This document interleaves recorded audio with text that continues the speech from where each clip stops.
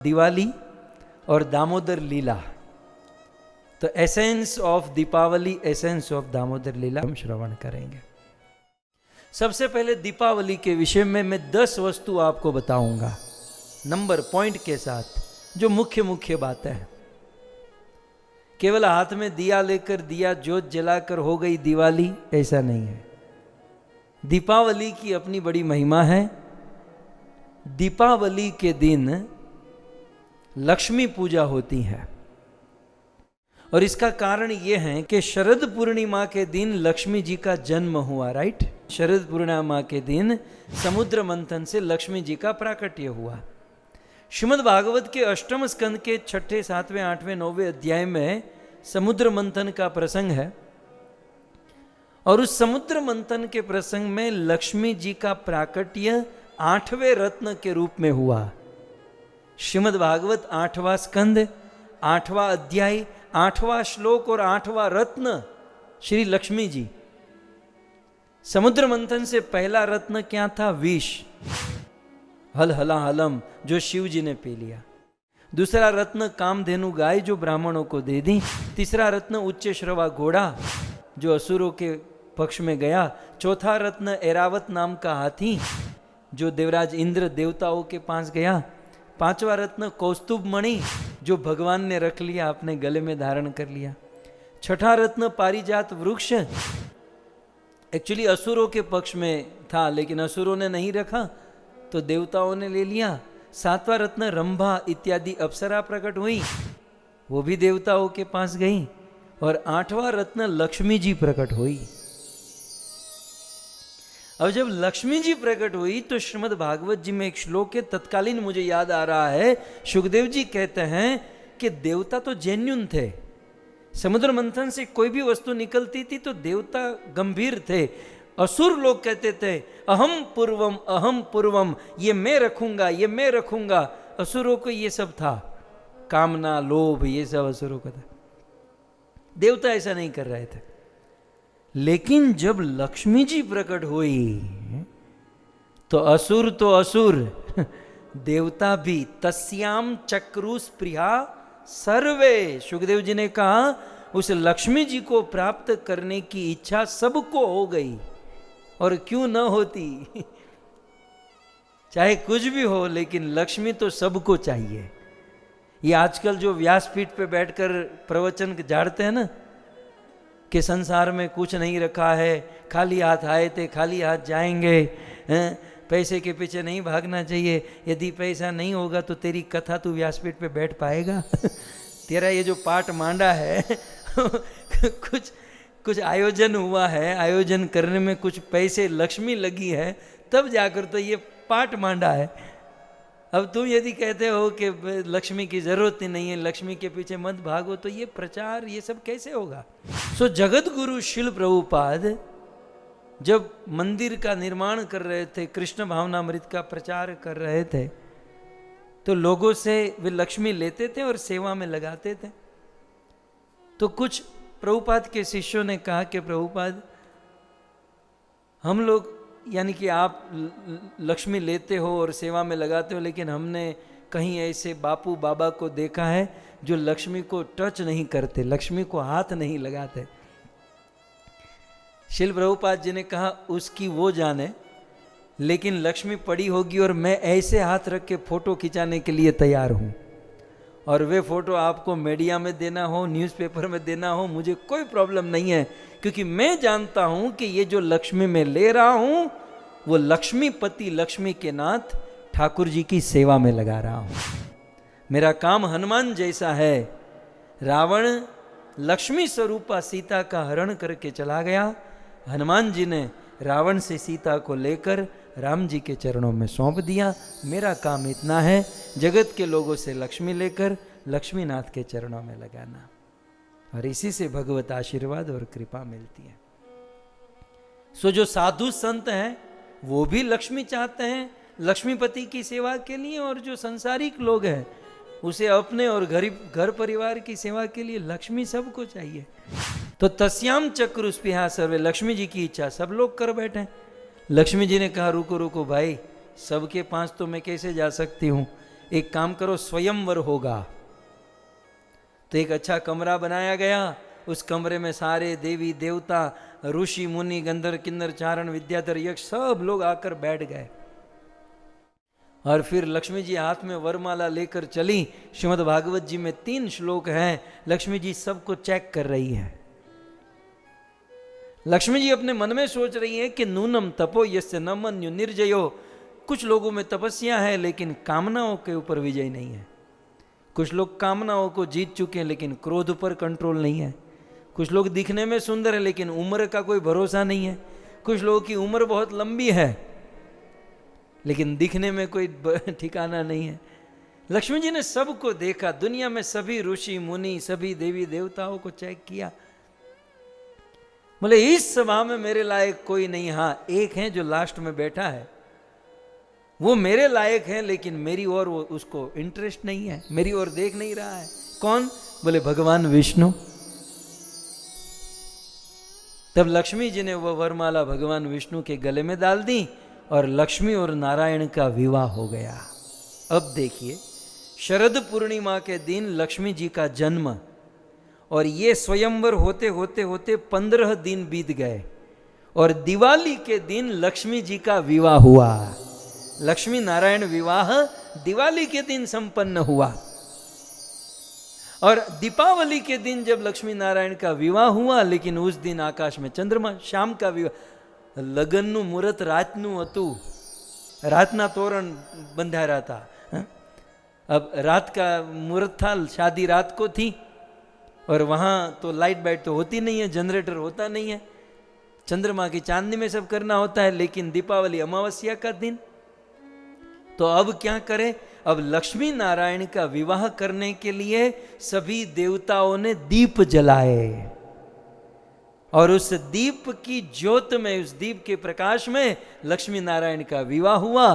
और उस दिन लक्ष्मी जी ने कहा कि आज दीपावली के दिन जो दीप जलाएगा उस पर लक्ष्मी और नारायण की कृपा होगी। और इसलिए हम लोग हमारे घर पर ऐसे पावन अवसर पर दीपावली के दिन दीप जलाते हैं। चोख पुरावो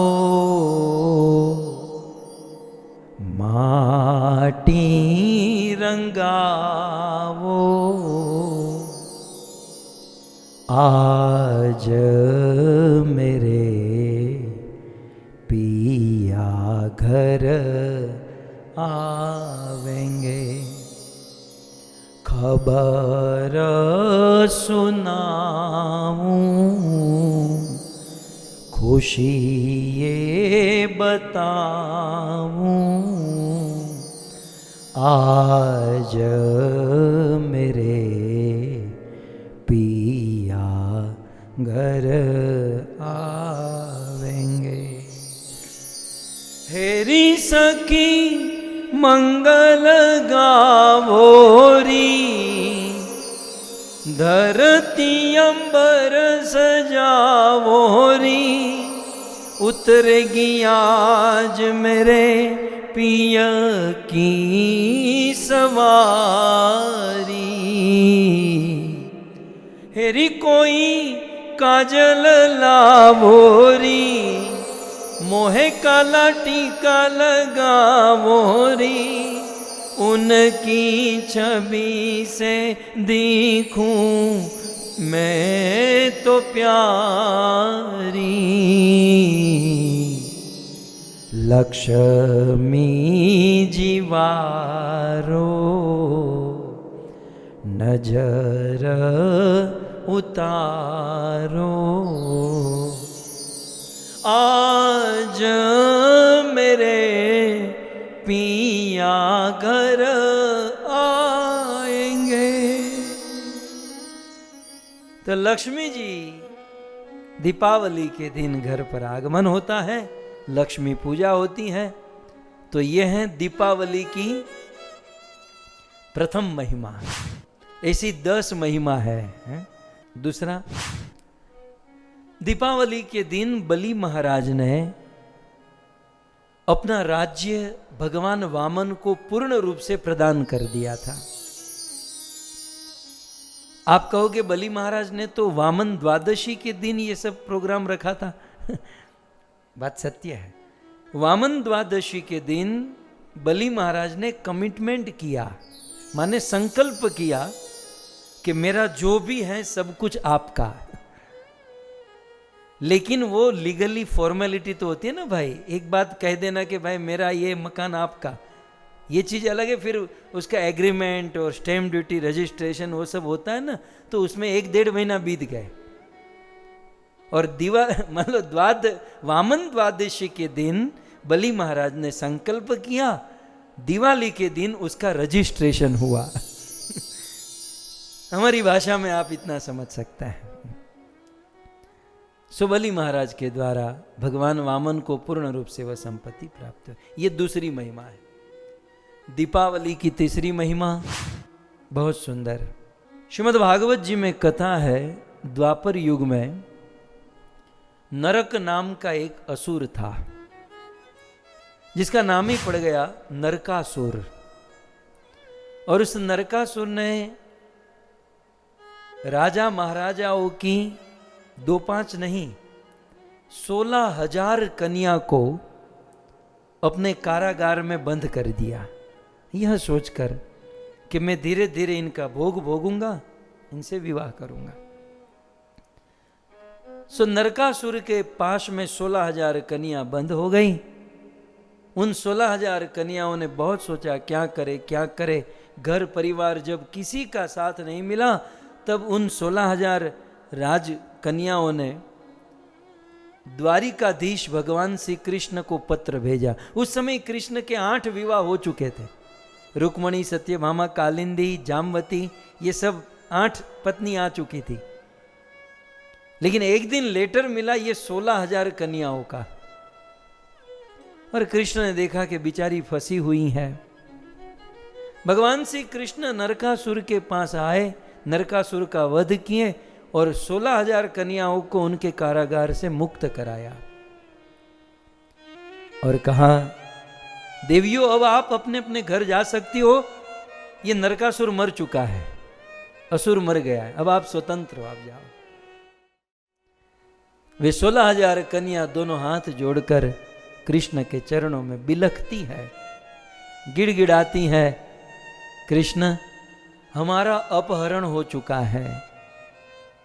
हम उस समाज में रहती हैं जिस समाज में एक रात भी घर की कन्या बाहर रह जाए तो फिर उसे कोई स्वीकार नहीं करता, उससे कोई विवाह नहीं करता। हम तो कई दिन घर से बाहर इस असुर के कैद में रही हैं। कृष्ण अब हमसे विवाह कौन करेगा? कृष्ण अब हमें कौन स्वीकार करेगा? कृष्ण जिसका कोई नहीं होता उसका जगदीश होता है, हमने ऐसा सुना है। कृपया करके आप हमें स्वीकार कर लीजिए, कृष्ण आप हमसे विवाह कर लीजिए। भगवान श्री कृष्ण परम समर्थ, जो करोड़ों करोड़ों ब्रह्मांड का पालन कर सकते हैं, 16,000 उनके लिए कौन सी बड़ी चीज थी। परम ऐश्वर्यमय भगवान उन 16,000 कन्याओं के ऊपर कृपा करने हेतु, कई बार कुछ लोग कहते हैं ना कृष्ण ने इतनी शादी क्यों की, इसलिए, ये जो आप सुन रहे हो ना, इसलिए बेचारी 16,000 कन्या बेघर हो गई होती, कोई विवाह करने के लिए तैयार नहीं था, और कृष्ण ने उन 16,000 का स्वीकार किया। ये भगवान श्री कृष्ण की परम करुणा। और कृष्ण ने ये सिद्धांत साबित कर दिया, जिसका कोई नहीं होता उसका कृष्ण होता है।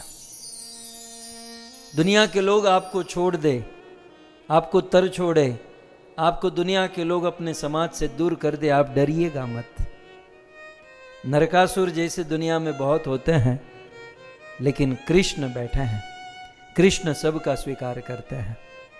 और कृष्ण यदि हमारे हो गए तो कोनी हाडी बार है, तो अब किसकी जरूरत? कृष्ण यदि अपने हो गए तब समाज और दुनिया में किसी की आवश्यकता नहीं है।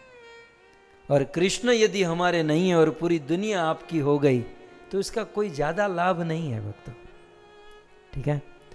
तो इस प्रकार दीपावली के दिन भगवान श्री कृष्ण ने उन 16,000 कन्याओं के साथ विवाह किया। उस नरकासुर को चतुर्दशी को मारा, इसलिए हम लोग कहते हैं नरक चतुर्दशी, है ना, नरक चौदश, नरक चतुर्दशी, क्योंकि चतुर्दशी को के दिन नरकासुर को मारा। और फिर दीपावली के दिन भगवान ने उन कन्याओं के साथ विवाह किया। तो ये 16,000 विवाह की जो था वो दीपावली के दिन हुआ। और 3 महिमा हुई ना दीपावली की। दीपावली की चौथी महिमा, इन दुर्योधन का बहुत बहुत अधर्म और अत्याचार पांडवों के ऊपर हुआ था। दुर्योधन ने अनेकों प्रकार से अधर्म कपट करके पांडवों को परेशान करने का प्रयास किया। और फिर आप सब जानते हैं, द्रुत क्रीड़ा में बुलाकर शकुनी के कपट से पांडवों को 12 वर्ष का वनवास और 13वें वर्ष का अज्ञातवास पांडवों को दिया गया। पांडवों ने अपने 12 वर्ष का वनवास समाप्त किया, 13वें वर्ष का अज्ञातवास समाप्त किया और इंद्रप्रस्थ में वापस आए। पांडवों के वनवास समाप्ति का काल और इंद्रप्रस्थ में आना और आकर उत्सव मनाना, ये वही उत्सव है दीपावली। दीपावली वो दिन है पांडवों का वनवास और अज्ञातवास समाप्त होकर अपने हस्तिनापुर, अपने इंद्रप्रस्थ में वापस आकर आनंद और उल्लास से इस दिन को मनाना। तो इस प्रकार से ये दीपावली की चौथी महिमा। दीपावली की 5वीं महिमा, इस कलयुग में, मध्यकालीन युग में एक चक्रवर्ती सम्राट विक्रमादित्य हुए, जिसका राज्याभिषेक भी दीपावली के दिन ही भी हुआ था। कई सारे भारत से कुछ लोग कथा सुनते हैं जो जैन धर्म फॉलो करते हैं, फिलहाल हमारे कृष्ण भावनामृत में जुड़े हैं, लेकिन जैन धर्म में 24वें तीर्थंकर महावीर स्वामी को माना जाता है। महावीर स्वामी का प्राकट्य दिवाली के दिन हुआ था, ऐसा जैन धर्मों के ग्रंथ में कहा गया है। दीपावली के दिन की 7वीं महिमा अद्भुत। हमारे भारत में सिख समाज है और हमारे भारत की संस्कृति की रक्षा करने के लिए इन सिख बंधुओं ने अपनी जान की बाजी लगा दी थी। भक्तों, ऐसा कहते हैं कि मोगलों ने हमारे भारत पर बहुत बहुत अत्याचार किया। मुगलों की सेना ने हमारे भारत के वेद शास्त्रों को बहुत छिन्न भिन्न कर दिया। और उस समय भारत के राजा महाराजा मुगलों के साथ युद्ध करते थे और वे मुगल राजाओं को हरा देते थे। उन राजाओं को छुड़ाने के लिए हमारे सिख बंधुओं ने बहुत प्रयास किया। ऐसा कहते हैं कि 52 बार हिंदू राजाओं को मुगलों के पास से छुड़ाया। हमारे सिख धर्म में लगभग 18वें-22वें गुरु हुए गुरु गोविंद सिंह। गुरु गोविंद सिंह कहते थे, चिड़ियों संग बाज लड़ावा, गिदड़ों संग सिंग लड़ावा। मैं ये चिड़ियों के साथ बाज को लड़ाऊंगा और गिदड़ के साथ सिंह का युद्ध कराऊंगा। चिड़ियों संग बाज लड़ावा, गिदड़ों संग सिंह लड़ावा, एक एक संग 1.25 लाख लड़ावा, तब गुरु गोविंद नाम कहावा।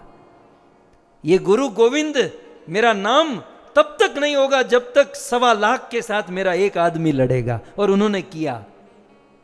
1.25 लाख सिपाही के साथ गुरु गोविंद सिंह का एक आदमी खड़ा रहता था और सबको भारी पड़ जाता था।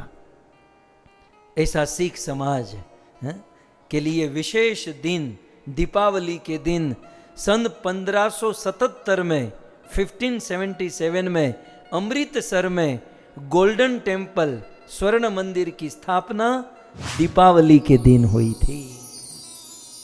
मारे तो भाई बधानु जोવું પડે ને, જૈન ધર્મનું, શીખ બંધુઓનું, क्योंकि हमारा पना बहुत बड़ा है, हम किसी की भी संकीर्णता में बंधे हुए नहीं हैं। तो हमारे सिख बंधुओं का गोल्डन टेम्पल विशेष मंदिर का निर्माण दीपावली के दिन हुआ था। दीपावली की 8वीं महिमा हमारे खास करके भारत के बंगाल प्रांत में काली देवी की उपासना होती है, काली पूजा। ये काली देवी दुर्गा माता का ही स्वरूप है, जो हमने नवरात्रि नव दुर्गा की कथा सुनी। तो दुर्गा माता का अवतार है काली, जिसे श्यामा काली भी कहते हैं।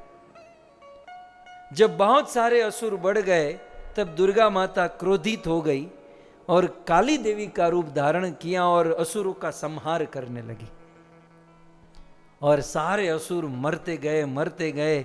शिव जी ने कहा थोड़े तो बचने चाहिए ना। तो अब काली देवी को कंट्रोल करने के लिए क्या करे, वो तो किसी से कंट्रोल आ नहीं थे, सब असुरों को मार रही थी, संहार हो रहा था। तब काली माता को कंट्रोल करने वाला कोई नहीं था। तब शिव जी ने एक प्लान किया। शिव जी ने क्या प्लान किया, काली देवी जहां पर युद्ध कर रही थी वहां नीचे जाकर सो गए, और जैसे ही सोए तो काली माता का चरण शिव जी के मस्तक में स्पर्श हो गया, और जैसे ही देखा तो मेरे पति देव शिव जी के मस्तक में स्पर्श हुआ तो काली देवी की जीभ बाहर आ गई। होता ना कभी गलती हो जाए जीभ बाहर आ जाती है, खास करके माताओं की। अरे बाप रे, ऐसे करके जीभ मेरी नहीं आ रही है, लेकिन आपको अनुभव होगा, कुछ लोगों को मैं देखता हूँ ऐसा होता है, कोई गलती, अरे बाप रे, ऐसे करके जीभ आ जाती है। तो जीभ बाहर आती है। तो काली माता की जीभ बाहर है, इसका कारण ये है कि अपने चरणों में अपने पति को देखकर अचानक से अपने पति को देखा तो जीभ बाहर आ गई, और काली देवी रुक गई और युद्ध समाप्त हो गया, शांत हो गई। अब दीपावली की सबसे बड़ी महिमा, 9वीं महिमा दीपावली की, 14 वर्ष भगवान रामचंद्र वनवास में गए, और राम के विरह में अयोध्या वासी बहुत दुखी रहे। रात दिन अयोध्या के प्रजा रोती रही। ऐसा कहते हैं कि राम के विरह में 14 वर्ष तक अयोध्या वासियों की आंखों से आंसू नहीं सूखा, और 14 वर्ष तक अयोध्या वासियों के घर पे दिए नहीं जले। बोले हमारा सूर्य अस्त हो चुका है, अब घर पे दिया जलाने से क्या लाभ है। किसी ने भी अपने घर पर दिया नहीं जलाया, शोक मनाया। 14 वर्ष तक अयोध्या की प्रजा ने शोक मनाया, और 14 वर्ष वनवास के बाद भगवान रामचंद्र जब अयोध्या में वापस लौटे, सारी अयोध्या की प्रजा खुश हो गई। कितनी खुश हुई, गोस्वामी तुलसीदास जी लिखते हैं, अद्भुत। जन्म रंक जिमी पारस पावा, जन्म रंक जिमी पारस पावा, अंध ही लोचन लाभ सुहावा, अंध ही लोचन लाभ सुहावा। जन्म रंक जिमी पारस पावा, अंध ही लोचन लाभ सुहावा। जन्म से कोई गरीब है, जन्म रंक, रंक माने दरिद्र। दरिद्र का दुख क्या होता है हम और आप क्या जानते हैं। हमारे पर तो भगवान की बहुत मेहर है भक्तों, सुख का ढेर खड़ा कर दिया ईश्वर ने हमारे जीवन में, लेकिन दरिद्रों की दरिद्रता कभी आप देखिए सुनिएगा। इस संसार में दरिद्र होना ये बहुत बड़ा दुख है। जन्म से ही कोई दरिद्र है, कोई गरीब है, जीवन में कोई सुख नहीं देखा, अच्छा भोजन नहीं खाया, अच्छे वस्त्र नहीं पहने, जन्म रंक, जन्म से कोई दरिद्रता भोगत रहा है। लेकिन ऐसे दरिद्र आदमी को पारसमणि मिल जाए, जन्म रंक जिमी पारस पावा, जन्म से गरीब आदमी को पारसमणि, स्पर्शमणि जानते ना, लोहे को टच करने से वो सोना बन जाता है। फिर तो भंगार ले लेकर सोना बना बना कर आजकल रेट कितना बढ़ गया सोने का। तो जन्म से दरिद्र आदमी को पारसमणि मिल जाए और उसे जितना आनंद सुख मिलता है। और दूसरा दृष्टांत दिया, अंध ही लोचन लाभ सुहावा, जन्म से कोई अंधा है, दुनिया को देखा नहीं, लोग कहते हैं कि दुनिया ऐसी है देसी है, मन में बहुत इच्छा होती है कि मैं भी दुनिया को एक बार देख लेता, लेकिन जन्म से अंधा है।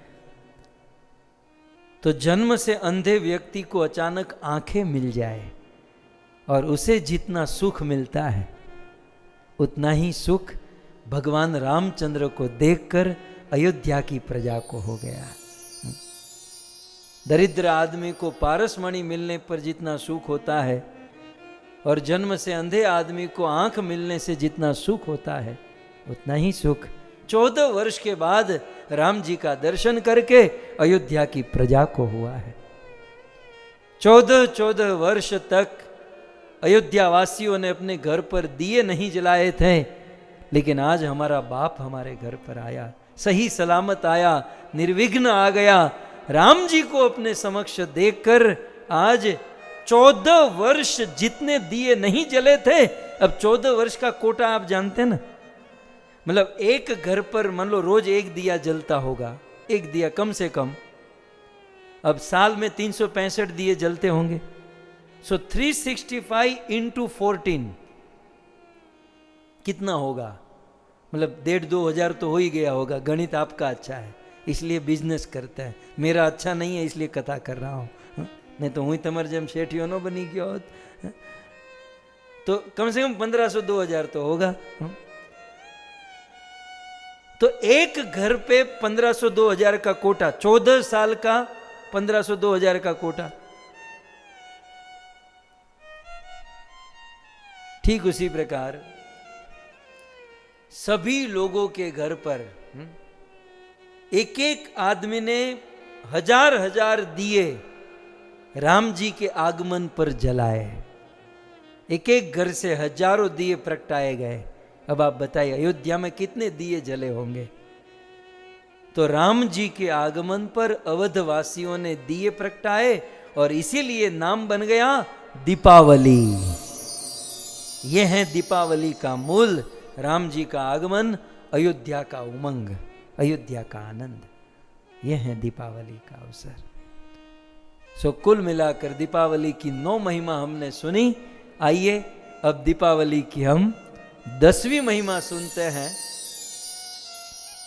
दीपावली के दिन भगवान श्री कृष्ण की, यूं तो कार्तिक में बहुत सारी लीलाएं हुई, लेकिन दीपावली में एक बहुत सुंदर लीला हुई और वो है दामोदर लीला। सो दामोदर लीला का बहुत सुंदर दीपावली के दिन हुआ।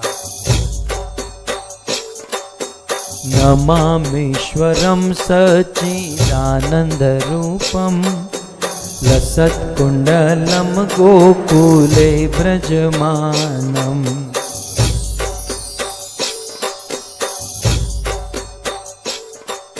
यशोदाभियो लूखलादवमानम्,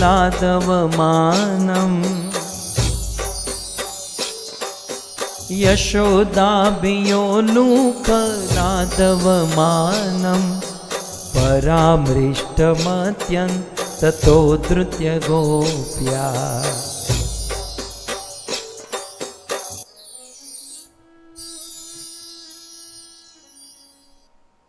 सो दीपावली के दिन बहुत सुंदर दामोदर लीला हुई।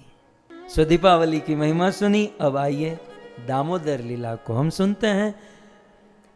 वैसे दामोदर लीला तो बहुत बृहद है, कहने वाले कहते रह गए, सुनने वाले सुनते रह गए, न तो कोई इसको कह पाया, न कोई इसको पूर्ण रूप से सुन पाया। शास्त्र में, भागवत में सबसे अधिक जिस लीला पर बोला गया है वो लीला दामोदर लीला है भक्तों। लीलाएं तो कृष्ण की बहुत सारी हैं, लेकिन संतों ने जिस लीला पर भरपूर गाया, भरपूर बोला, दामोदर लीला। हम वैष्णव समाज, खास करके हम साधक भक्तों के लिए मन भावन लीला है तो ये दामोदर लीला है। कारण इस लीला में भक्त के द्वारा भगवान को बांधा गया है। वैष्णवों के लिए ये दामोदर लीला उपाध्याय हैं, क्योंकि इस लीला में कभी नहीं बंधने वाले भगवान को बांधा गया है।